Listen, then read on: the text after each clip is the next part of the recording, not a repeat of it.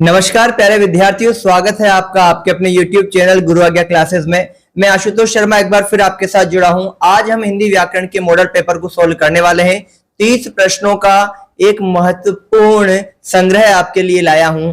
ऐसे प्रश्न जो परीक्षा के दृष्टिकोण से बहुत ज्यादा उपयोगी है। तो मेरे प्यारे विद्यार्थियों, अगर अभी तक आपने चैनल को सब्सक्राइब नहीं किया है तो सब्सक्राइब कर लीजिए।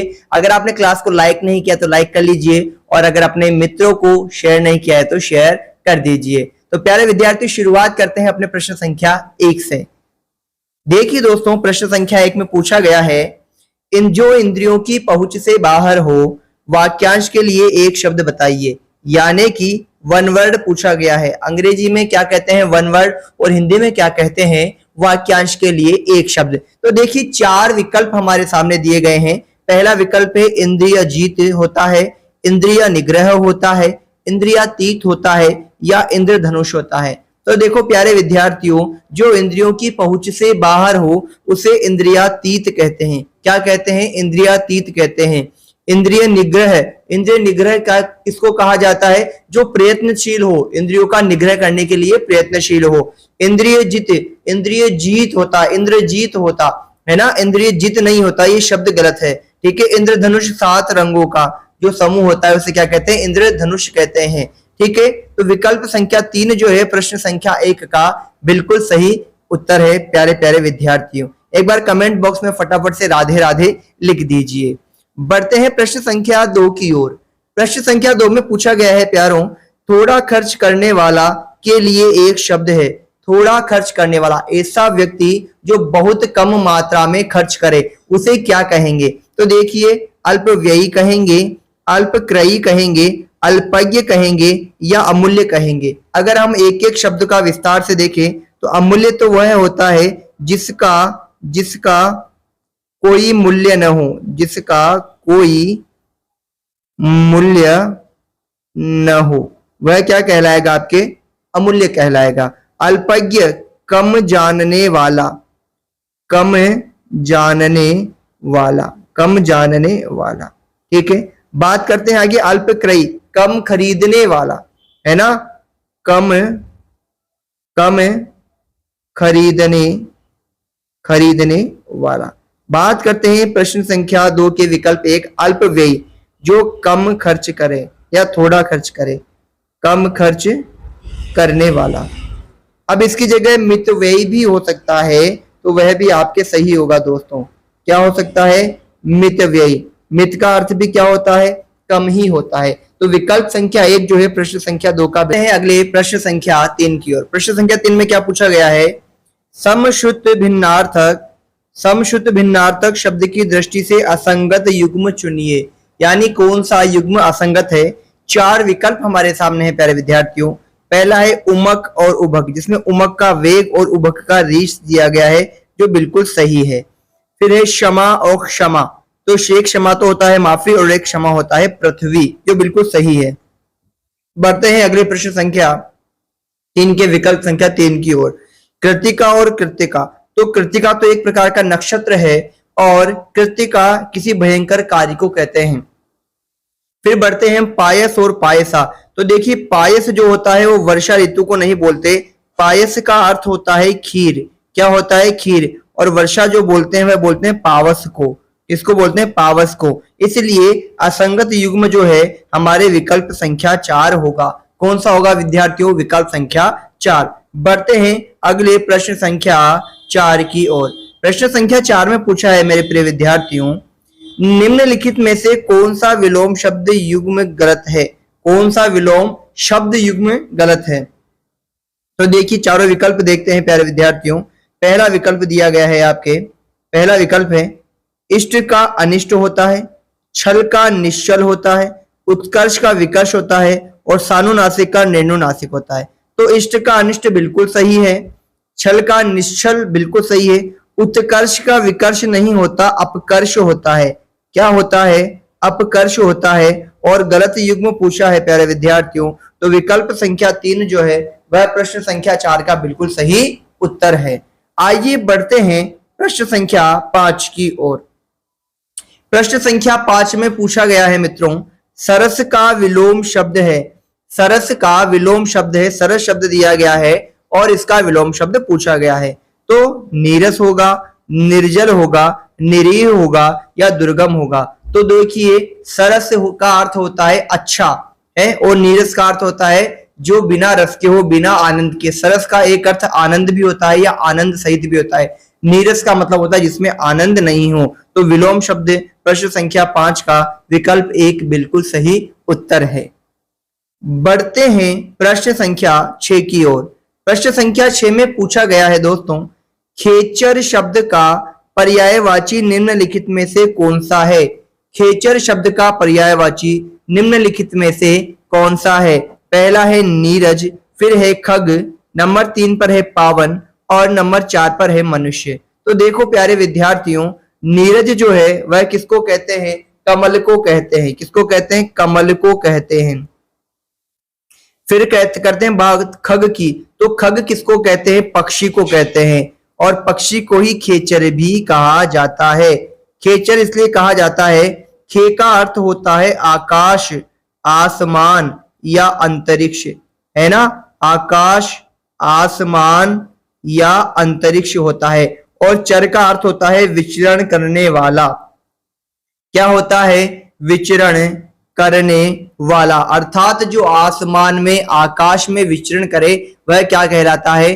खेचर कहलाता है। जैसे थलचर जो पृथ्वी पर चले, जलचर जो जल में रहे, इसी प्रकार खेचर जो आकाश में उड़े उसे हम क्या कहते हैं? खेचर कहते हैं। बढ़ते हैं तो इसका विकल्प संख्या 2 जो है प्रश्न संख्या 6 का बिल्कुल सही उत्तर है। बढ़ते हैं प्यारे विद्यार्थियों प्रश्न संख्या 7 की ओर। प्रश्न संख्या 7 में पूछा गया है प्यारे विद्यार्थियों, निम्नलिखित में से किस शब्द का अर्थ लहर नहीं है? लहर नहीं है तो देखो तरंग यानी तो लहर होता है, दुकुल, हिलोर यानी लहर होता है, वीची यानी भी लहर होता है। दुकुल कहते हैं वस्त्र को। किसको कहते हैं? वस्त्र को कहते हैं। तो यहाँ पर विकल्प संख्या 2 जो है वह आपके लहर का अर्थ प्रदान नहीं कर रहा है, इसलिए यही प्रश्न संख्या 7 का बिल्कुल सही उत्तर होगा।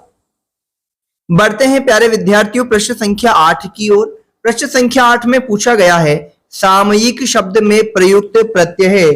सामयिक शब्द में प्रयुक्त प्रत्यय है तो देखिए इसमें कौन सा प्रत्यय है? इक प्रत्यय है क्या? देखो छोटी की मात्रा है और क है, इक प्रत्यय दिया है क्या? बिल्कुल दिया है। तो विकल्प संख्या 3 जो है प्रश्न संख्या 8 का बिल्कुल सही उत्तर है। क्या है? बिल्कुल सही उत्तर है। बढ़ते हैं प्यारे विद्यार्थियों प्रश्न संख्या 9 की ओर। प्रश्न संख्या 9 में पूछा गया है प्यारे विद्यार्थियों, किस शब्द में 2 से अधिक उपसर्ग हैं? किस शब्द में 2 से अधिक उपसर्ग हैं? तो देखिए अव्यवस्था है, निरनुनासिकता है, अपादन है या निसंकोच है। तो देखिए अव्यवस्था को अगर हम देखते हैं तो अव्यवस्था में एक तो अ उपसर्ग है, एक वी उपसर्ग है ना, व्यवस्था, और एक अ उपसर्ग फिर से आता है अवस्था का, है ना। तो कितने हो गए? 2 से अधिक उपसर्ग हो गए। तो विकल्प संख्या 1 यही हमने इसको क्या कर लिया है? लॉक कर लिया है, पहचान लिया है, इसलिए ये सही है। बढ़ते हैं प्रश्न संख्या 10 की ओर। प्रश्न संख्या 10 में पूछा है प्यारे विद्यार्थियों, नाम के अनुसार गुण न होना। नाम के अनुसार गुण न होना किस लोकोक्ति का अर्थ है? नाम के अनुसार गुण न होना किस लोकोक्ति का अर्थ है? तो देखिए 4 विकल्प हमें दिए गए हैं। पहला है जन्म के दुखिया कर्म के हीन, तिनको देव तिलंगा कीन। विकल्प 2 है जन्म न देखे बोरिया, सपने आई खाट। विकल्प 3 है जन्म पत्र सब देखत है, कर्म फल कोई नहीं देखता। और फिर है जन्म के कमबख्त नाम बख्तावर सिंह। तो नाम के अनुसार गुण नहीं होना, किसी का नाम अगर है नयन सुख लेकिन वह क्या है? अंधा है, तो क्या वह नाम के अनुरूप है क्या? नहीं। इसी प्रकार विकल्प संख्या 4 को ध्यान से देखिए, जन्म के कमबख्त है ना, और नाम बख्तावर, नाम तो क्या है? बख्तावर सिंह, बहुत अच्छा दमदार, और जन्म से क्या है? कमबख्त कामचोर। तो विकल्प संख्या 4 जो है प्रश्न संख्या 10 का बिल्कुल सही उत्तर है। बढ़ते हैं प्रश्न संख्या 11 की ओर। प्रश्न संख्या 11 में पूछा है प्यारे विद्यार्थियों, भ्रम में पड़ा हुआ व्यक्ति उल्टी पुल्टी बातें करता है, यह किस लोकोक्ति का अर्थ है? भ्रम में पड़ा हुआ व्यक्ति उल्टी पुल्टी बातें करता है, यह किस लोकोक्ति का अर्थ है? चारों विकल्प हमारे सामने हैं। पहला विकल्प है जब तक पूरे पूता पूता तब तक करे अपने बूता। फिर है जब जेहि दिग्भ्रम होई खगेसा सो कह पश्चिम उग्यो दिनेशा। विकल्प 3 है जब तक पहिया लुढ़कता है तभी तक गाड़ी है। और विकल्प 4 है जब तक फूले केतकी तब तक विरम करील। तो देखिए प्यारे विद्यार्थियों, विकल्प संख्या 2 जो है उसको ध्यान से पढ़िएगा।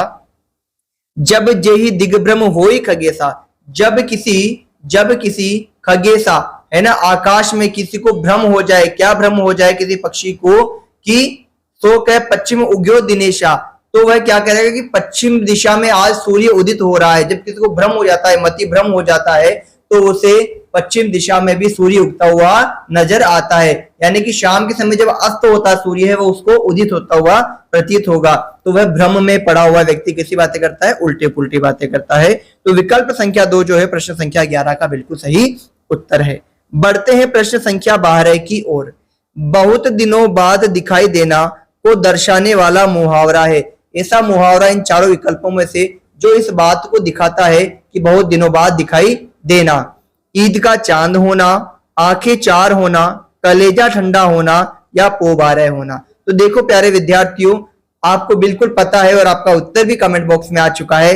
बिल्कुल विकल्प संख्या 1 जो है ईद का चांद होना आपके मुहावरा बहुत दिनों बाद दिखाई देना का बिल्कुल सही उत्तर है। बढ़ते हैं विद्यार्थियों प्रश्न संख्या 13 की ओर। बहुत लज्जित होना के अर्थ में उपयुक्त मुहावरा है। बहुत लज्जित होना के अर्थ में उपयुक्त मुहावरा है घड़ों पानी पड़ना, टोपी उछालना, घोड़े बेचकर सोना या डंका बजाना। तो बहुत अधिक लज्जित होना का अर्थ होता है दोस्तों घड़ों पानी पड़ना। क्या होगा? घड़ों पानी पड़ना। अगर यहां आता किसी की इज्जत उछालना तो वहां क्या आता? या किसी को बेइज्जत करना तो वहां टोपी उछालना आता। तो ध्यान रखिएगा, बहुत लज्जित होना तो क्या होगा? घड़ों पानी पड़ना होगा। विकल्प 1 प्रश्न संख्या 13 का बिल्कुल सही उत्तर है। बढ़ते हैं प्रश्न संख्या 14 की ओर। और प्रश्न संख्या 14 में पूछा गया है निम्नलिखित में से शुद्ध शब्द है। निम्नलिखित में से शुद्ध शब्द है निधि, गोपनीय, दारिद्र्यता या सादृश्य। देखो सादृश्य होता है, क्या होता है? सादृश्य होता है। दारिद्र्यता नहीं होता, दरिद्रता होता है। क्या होता है? दरिद्रता होता है। गोपिनी नहीं होता, गोपी होता है या गोपनीय होता है। अगर यहां बात करें हम, गोपनीय होता है ना। निधि बिल्कुल सही है। तो विकल्प संख्या 1 जो है प्रश्न संख्या 14 का क्या है? बिल्कुल सही उत्तर है। इसे लॉक कर लीजिए। बढ़ते हैं प्रश्न संख्या 15 की ओर। प्रश्न संख्या 15 पूछ रहा है प्यारे विद्यार्थियों, सावन शब्द का हिंदी शुद्ध रूप है। सावन शब्द का हिंदी शुद्ध रूप है, यानी सावन जो है वह उसका शुद्ध रूप क्या होगा? ये तो तद्भव है सावन, तो तत्सम रूप क्या होगा? अगर हम चाहें तो ऐसा भी पूछ सकते हैं। श्रवण होगा, श्रवण यानी होता है सुनना, तो ये नहीं होगा। सावन ये अशुद्ध है, चावन अशुद्ध है, श्रावण बिल्कुल विकल्प 4 जो है आपके प्रश्न संख्या 15 का बिल्कुल सही उत्तर है। क्या है? बिल्कुल सही उत्तर है। इसे नोट कर लीजिए। प्रश्न संख्या 16 की ओर बढ़ते हुए प्यारे विद्यार्थियों, अगर अभी तक आपने लाइक नहीं किया है वीडियो को तो लाइक कर लीजिए, क्योंकि हम 15 प्रश्नों को कर चुके हैं। और साथ ही मुझे कमेंट बॉक्स में बता दीजिए कि 15 में से कितने प्रश्नों के उत्तर आपके सही निकले हैं। बढ़ते हैं प्रश्न संख्या 16 की ओर। प्रश्न संख्या 16 में पूछा गया है वीणा पाणी में समास है। वीणा पाणी का अर्थ देखिए। वीणा पाणी का अर्थ देखिए प्यारे विद्यार्थियों, हाथ में वीणा धारण है, हाथ में वीणा है जिसके, हाथ में वीणा है जिसके, या जिसने हाथ में वीणा धारण की है। कौन है? सरस्वती। तो अन्य अर्थ निकल रहा है, तो जिसमें अन्य अर्थ निकलता है वह कौन सा समास होता है? बहुव्रीहि समास होता है। तो विकल्प संख्या 16 प्रश्न संख्या 16 का विकल्प 1 जो है बिल्कुल सही है। अब बात करते हैं हम कर्मधारय समास की प्यारे विद्यार्थियों। तो कर्मधारय समास में विशेषण विशेष्य होता है। क्या होता है? विशेषण विशेष्य होता है ना, या फिर उपमेय उपमान होता है, या फिर क्या होता है? उपमेय उपमान होता है। यह कर्मधारय समास की विशेषता है। द्विगु समास जो है संख्यावाची समास है, कैसा है, संख्याओं का बोध कराता है। और अव्ययी भाव में प्रथम पद प्रधान होता है, प्रथम पद प्रधान होता है। यह इन समासों की विशेषता है। बढ़ते हैं प्रश्न संख्या 17 की ओर। प्रश्न संख्या 17 में पूछा है प्यारे विद्यार्थियों, सुख शांति शब्द में कौन सा समास है? सुख शांति शब्द में कौन सा समास है? तो क्या अव्ययी भाव समास आएगा, तत्पुरुष आएगा, द्वंद्व आएगा या द्विगु आएगा? तो देखिए अव्ययी भाव समास जो होता है उसमें एक तो ये योजक चिन्ह नहीं आएगा पहली बात तो, और सुख और शांति दोनों अलग है तो ये नहीं होगा। तत्पुरुष समास में कारक चिन्हों का प्रयोग होता है, कारक चिन्हों का प्रयोग होता है, लेकिन यह कारक चिन्ह नहीं है तो यह भी नहीं होगा। द्वंद्व समास में इस योजक चिन्ह का प्रयोग होता है जो और या का अर्थ देते हैं। तो बिल्कुल विकल्प संख्या 3 जो है प्रश्न संख्या 17 का बिल्कुल परफेक्ट और सही उत्तर है प्यारे प्यारे विद्यार्थियों। बढ़ते हैं हम अब आगे प्रश्न संख्या 18 की ओर। प्रश्न संख्या 18 में पूछा गया है विद्यार्थियों, प्रतिदिन समस्त पद में समास है। प्रतिदिन अर्थात दिन के बाद दिन। तो देखिए प्रति जो शब्द है, प्रति जो शब्द है यह अव्यय शब्द है। क्या है? अव्यय शब्द। और अव्यय शब्दों का जो हम कह सकते हैं प्रयोग होता है वह अव्ययी भाव समास में होता है। तो विकल्प संख्या 1 जो है प्रश्न संख्या 18 का बिल्कुल सही उत्तर है मेरे प्यारे प्यारे विद्यार्थियों। बढ़ते हैं प्रश्न संख्या 19 की ओर। प्रश्न संख्या 19 में पूछा गया है किसमें स्वर संधि नहीं है?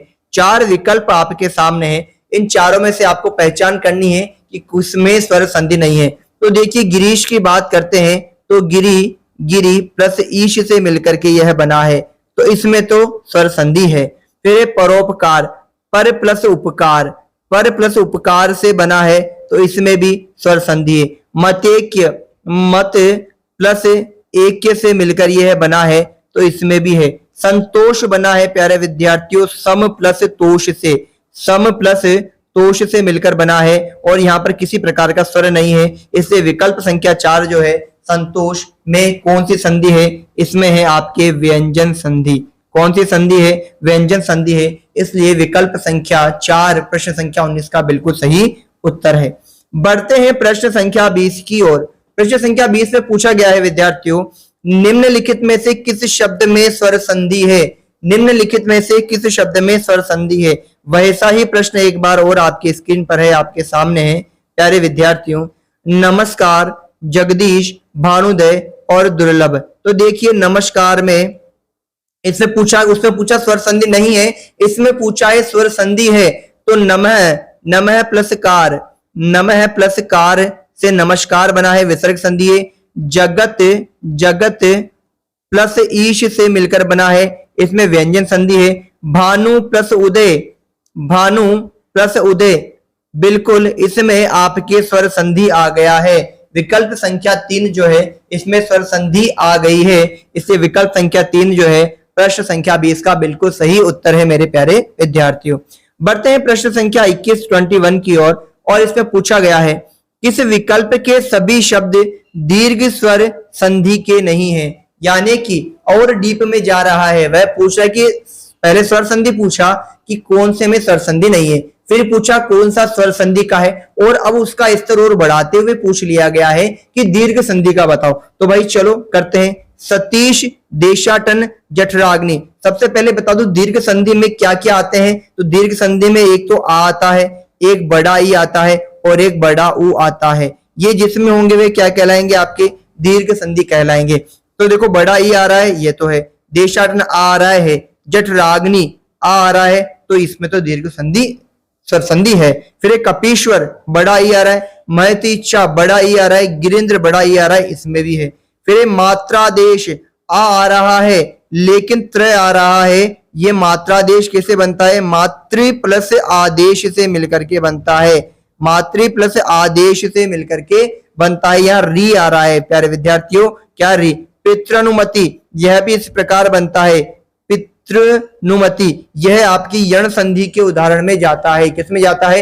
यण संधि के उदाहरण में। तो विकल्प संख्या 3 जो है प्रश्न संख्या 21 का बिल्कुल सही और सटीक उत्तर है प्यारे विद्यार्थियों। 22वें प्रश्न की ओर हम आ गए हैं। 22वें प्रश्न में देखिए, स्त्रियों जैसे स्वभाव वाला वाक्यांश के लिए शब्द होगा। भाई वेरी मोस्ट इंपोर्टेंट प्रश्न डाल लो, वेरी मोस्ट इंपोर्टेंट प्रश्न इसको डाल लो, आ सकता है। ऐसा व्यक्ति जो स्त्रियों जैसे स्वभाव वाला हो उसे क्या कहेंगे एक शब्द में? क्या उसे स्त्रीण कहेंगे, वैष्णव कहेंगे, स्त्री भक्त कहेंगे या स्त्री पिपासु कहेंगे? तो स्त्री पिपासु स्त्रियों की इच्छा रखने वाला गलत है, स्त्री भक्त स्त्रियों का भक्त गलत है, वैष्णव विष्णु भगवान को मानने वाला या वैष्णव संप्रदाय को मानने वाला यह भी गलत है, स्त्रीण स्त्रियों जैसे स्वभाव वाला। तो विकल्प संख्या 22 जो है वह प्रश्न संख्या 22 जो है, माफ कीजिएगा, वह विकल्प संख्या 1 का बिल्कुल परफेक्ट उत्तर है। बढ़ते हैं अगले प्रश्न संख्या 24 की ओर। प्रश्न संख्या 24 में पूछा गया है प्र उपसर्ग का अर्थ निम्न में से होगा। प्र उपसर्ग का अर्थ निम्न में से होगा, बराबरी, ऊपर, पतन या पीछे। क्या होगा देखिए प्र का, तो प्र का अर्थ होता है बच्चों ऊपर।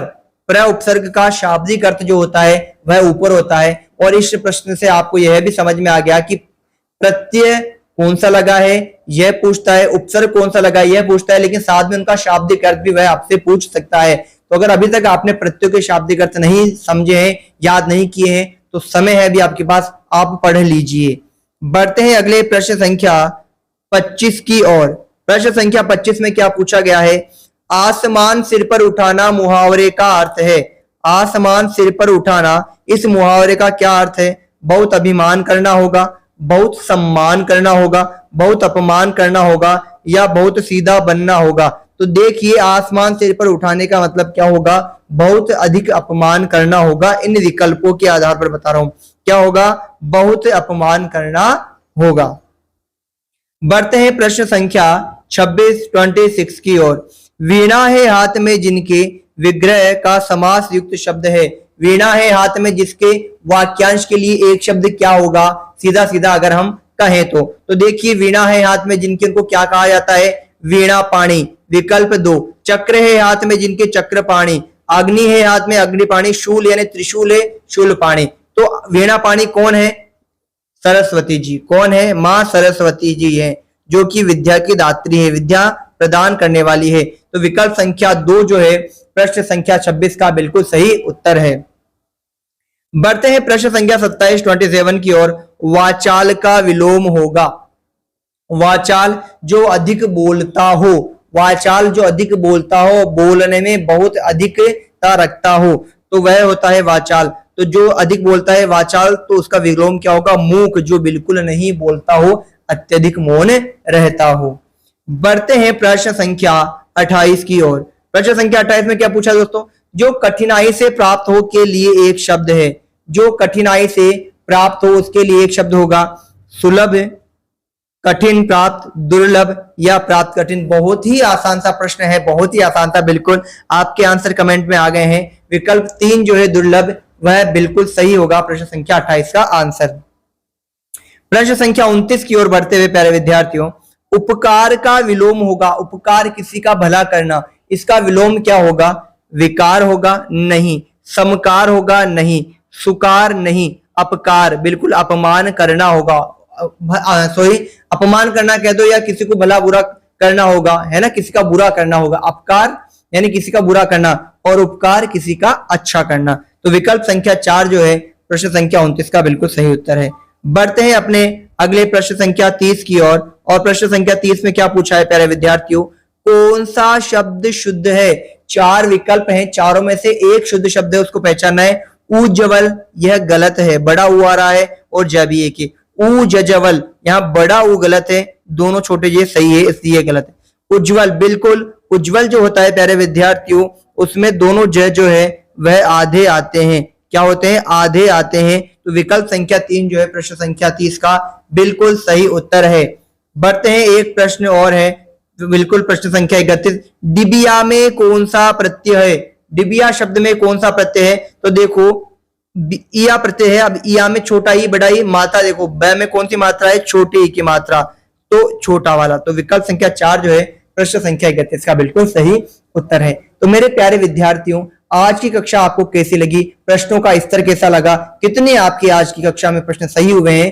कमेंट बॉक्स में जरूर बताइए। हम मिलते रहेंगे। पीटीटी वाले बच्चे विशेष रूप से ध्यान दें कि आप एक भी क्लास मिस नहीं करें, क्योंकि इसमें बहुमूल्य प्रश्नों का खजाना है। यह बता रहा है कि आपने जो मेहनत की है उसको अब क्या करना है, क्रियान्वित करना है। परीक्षा से पहले आपकी तैयारी पूर्ण रूप से हो जानी चाहिए। तो दोस्तों मिलते हैं अपनी अगली कक्षा में, तब तक के लिए राधे राधे, धन्यवाद।